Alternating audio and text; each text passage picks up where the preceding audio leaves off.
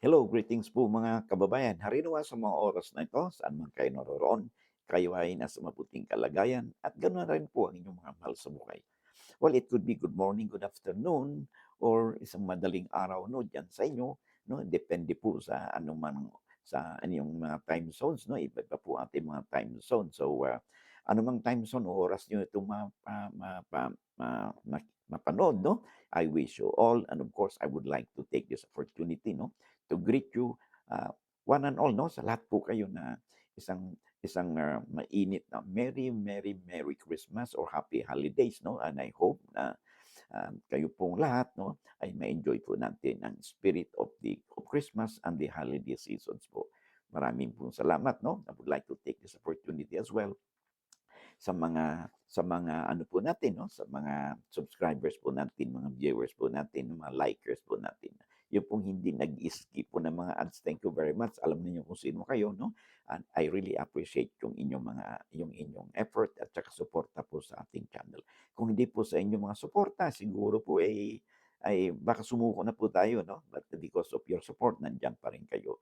Ang ating pong Nandito pa rin po ang ating advokasya, buhay na buhay pa rin ang ating advokasya na mapalawig pa 'no, ang ating advokasya na makapag-share po tayo ng legal na impormasyon o kaalaman 'no, sa ating mga kababayan. Sabi nga natin ay, "Lamang na ang may alam sa batas." Kaya napakahalaga po 'no, na, kung hindi po kayo subscriber ay paki-click naman po ang subscribe, shares, and like buttons po natin. Alam ba ninyo na sabi ng YouTube 'no, ay ang datos nila ay more than 60% to 50% po ng ating viewers ay hindi pa po sila subscribers, no? Kaya kung hindi po kayo nagpa-subscribe at kung hindi naman po siguro kalabisan, if you find our videos interesting and informative, pwede po ba makahirit po sa inyo ng isang subscribe kung hindi pa kayo subscriber, shares and like buttons po natin upang sa gano'n yung inyong kaibigan, kamag-anak, no? Kapitbahay po ninyo, kakilala ninyo, sila rin ay may mapulot po na kaalaman 'no o impormasyon 'no, na legal 'no, sa ating mga pinag-usapan na sila din ay makinabang. Sabi nga natin ay, "Lamang na ang may alam sa batas." Maraming salamat. Okay. So, sa hindi pa po nakakilala sa akin 'no, ito pong muli sa Attorney Ruel Wong ng Batas Pinoy. Ang ating pong channel ay isa pong legal and public service program ninyong lingkod in collaboration with the Integrated Bar of the Philippines, Manila Port Chapter. All right. Maraming salamat. Okay. So, let's now proceed no dito sa ating episode.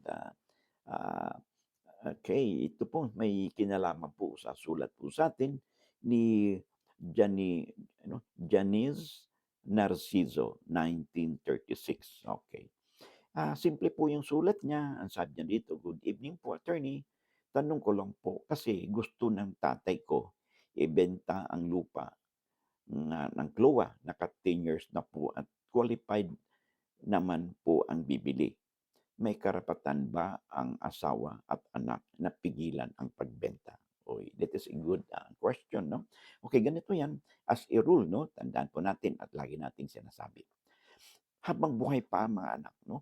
Habang buhay pa ang mga magulang, ang karapatan po ng mga anak na magmana is only mere expectation. Ang tawag po sa legal, inchoate rights lang po yan. So, may ibig sabihin, hindi pa hinog. So, in this particular case, no, ay gusto ng tatay na ibenta yung CLOA na property. So, hindi pa po nakakaalam kung ano yung CLOA. Ito po ay Certificate of Land Ownership Award sa mga land reform beneficiary, no? Sa ilalim ng Comprehensive Agrarian Reform Law, no? Ng ating bansa. So, tulad ng sinasabi natin lagi, sabi naman dito ay nakasampung taon na daw ang nakalipas. So that means yung holding period ay nalampasan na 'no ng isang agrarian reform beneficiaries 'no, na kung saan ay puwede pong ibenta ito 'no. Ba't kailangan lang 'di ba marami na tayong mga videos na naisagawa dito 'no. Kailangan na bago niyo ibenta ay kailangan may prior DAR clearance 'no. Kasi 'pag wala pong prior DAR clearance ay baka mahirapan po at baka po hindi po 'to marehistro 'no ng buyer o kaya ay that could be ground for the cancellation 'no of the CLOA 'no kasi it could be a violation 'no of the terms and condition of the CLOA. So pinakaimportante diyan ay humingi muna kayo ng kumuha kayo ng prior DAR clearance sa Department of Agrarian Reform. Ngayon, itong tatay, ito yung PLOA holder, sa yung land reform beneficiary. Now, tandaan po natin na although kahit na masabi natin na yung tatay ay siya yung ay land reform beneficiary, okay? Tandaan po natin na ito po ay this was acquired during the time na mag-asawa na, no, may asawa ng tatay. So that means this property could be a conjugal property or part of their absolute community property. Anong ibig sabihin niyan? Abay, hindi lang ito pagmamay-ari ng tatay ninyo, although siya ay isang land reform beneficiary. So kung ayaw ng nanay ninyo, ay hindi po, wag lang siyang pumirma, ay hindi po ito ma-register, no, sa Register of Deeds, at hindi rin ito considered as valid under the family code, kasi sabi po ng ating family code, any disposal, no, of conjugal property or obsolete community property to be valid must be duly consented, no, or nakapirma siya doon ang spouse, no, silang pareho pipirma sila doon sa tinatawag nating deed of sale. Ngayon, with respect sa mga anak, ay hindi po, kahit na mag-object po kayo mga anak, no, tulad sabi natin kanina, habang buhay pa po ang magulang, ay expectation lang po, inchoate lang po ang inyong rights diyan sa property. So, wala pong karapatan ng anak na pigilan ang mga magulang na i-dispose o ibenta o isangla yung kanilang property, no? Kahit na sabihin natin, kayo ay anak, okay?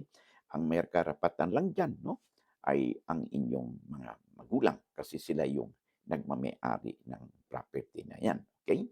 So, magkakaroon lang ng karapatan ng anak sa property ng magulang kung isa sa kanila o pareho, sa both parents, no, ay namayapa na o pumanaw. In this case, no, automatic 'yun ang karapatan ng anak na transmit yung ownership ng mga property ng magulang, ay automatic 'yun upon the death of the parents. Although kahit na hindi pa nailipat yung pangalan, no, ng properties, no, halimbawa titulo, tax declaration certificate sa mga tagapagmana.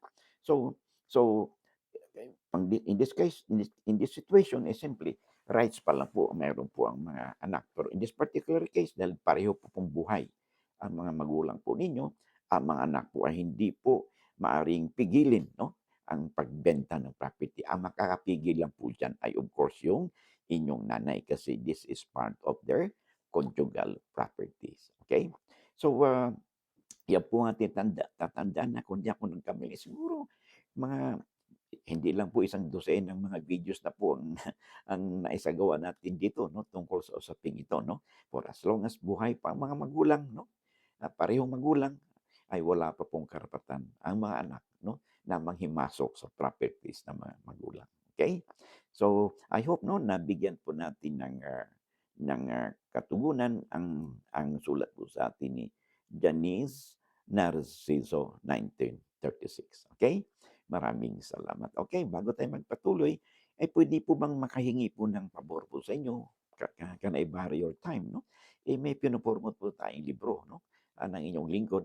Highly recommended po, no, kahit hindi kayo lawyer. Ito pong legal handbook po, no, a daily companion for all.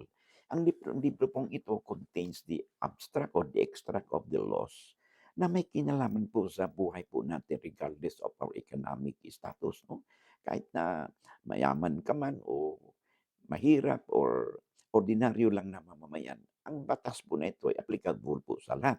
So, ito po may kinalaman, no, sa mga ordinary na batas po na may kinalaman po sa bawat isa sa atin, sa ating lipunan, lalo na sa magmula nung tayo it relates to our family laws, no? Usapin sa kasal, usapin sa annulment of marriage, usapin sa support, no? Labor employees relationship, pagpatitulo ng lupa, no? Tax declaration certificate, easement or right of way, no? Ay nandiyan po, no? Mga basic po nandiyan po yan. So napaka handy, no? Materials, pag meron po kayong kopya nito, hardbound po ito, no? And karamihan, in fact, karamihan po sa ating napag-usapan dito po sa ating channel, no, ay nandiyan po yung mga batas na yan, no, na it could be helpful, no? Kung meron mong kayong copy nito sa inyong bahay o sa inyong workplaces. And then, isa pong libro na pinopromote po natin is yung ito pong Handbook on Our Bill of Rights na kung saan ang ating pong karapatan, no? Sa ilalim nating saligang batas, no? Sa usaping arrest, warrantless arrest, no? Search and seizures, no? Pang isang tao ay kailan ba dapat maaresto ng walang warrant, no? Warrant of arrest, at kung kayo na-aresto, nagkaroon ng custodial investigation, ano bang karapatan ninyo, no? Pag ang isang tao is under custodial investigation. At kung in the event na yung ating po mga electronic gadgets, no? Tulad ng computer, laptop, tablets, mobile phone po natin, if this will be used in the commission of a crime, this becomes a cyber crime. And that could be yung ating po mga electronic gadgets could be subjected to tinatawag ding cyber warrant po, no? Wherein pwede pong makuha po ang ating mga electronic gadgets for forensic examination, and the contents in that electronic gadgets, no, could be used, no, for or against you, no. So at it could be subject to different kinds of cyber warrants, no. So malaking bagay kung meron po kayo nito sa inyong workplaces o sa inyong bahay, okay? And of course, yung ibang libro po natin, of course, highly recommended sa mga labor practitioners po natin, mga panyero-panyeras, mga SR practitioners po natin, yung labor laws, no? Compendium, okay? And of course, yung ating corporate law annotated sa mga corporate lawyers po natin, malaking bagay po kung meron po kayong copy nito, no? Sa inyong library, no? For ready reference po, no? Magagamit po natin ito as handy material sa ating pong practice. Of course, the last but not the least, yung ating pong SIPRA, no? The Code of Professional Responsibilities and Accountability, no? Ito po yung ating Bible, no, sa mga lawyers, no? Ating panyero-panyera. So, kung wala pa kayong copy, you can have a copy of this book, no? Hardbound po ito sa Central Books, the leading law books publisher, no, distributor po dito sa Pilipinas. Okay, you can order online, no, sa www.central.com.ph. There are branches in Manila, Makati, Mandaluyong, and in Quezon City. And of course, they have also branches in Cebu and in Davao. Okay? So you can order online, free delivery po nationwide. Okay? Maraming salamat po sa inyong oras. All right? So, back to our discussion, no? So kapapasok pa lang, this is a very important topic, no? You can have this replay naman, no? Ito may kinalaman, no, sa karapatan uh, ng ng magulang in the disposal of the properties, at ang mga anak, no, ay kahit na anak sila o maituring natin tagapagmana, ay hilaw pa po ang kanilang karapatan, hindi pa hinog. Maging hinog lang ito kung isa or both parents ay pumanaw na, sila bilang tagapagmana or surviving heirs, no, compulsory heirs, no, ay saka lang may karapatan, no, upang na makialam doon sa ari-ariang naiwan ng kanilang magulang. So I hope, no, nabigyan natin ng katugunan si Janice Nazario, no, Narciso, no, sa ating episode nito. Bago tayo magtapos, again, sa mga kapapasok lang, I would like to greet you all, no, Merry Christmas and a prosperous New Year. Ano ang ating pagtanggap po natin ng ating bagong taon, no? Ay maging masaya po tayo, hopeful tayo na despite of the challenges ay maging mabuti pa rin excuse me, ang ating hinaharap. Okay? And then huwag nating kalimutan magpasalamat, no, sa ating Panginoon, no, sa mga biyaya na natanggap natin for the last years of our lives. Maraming salamat. And again, Merry Christmas and prosperous New Year or Happy Holidays. See you again in the next video po natin. Bye-bye.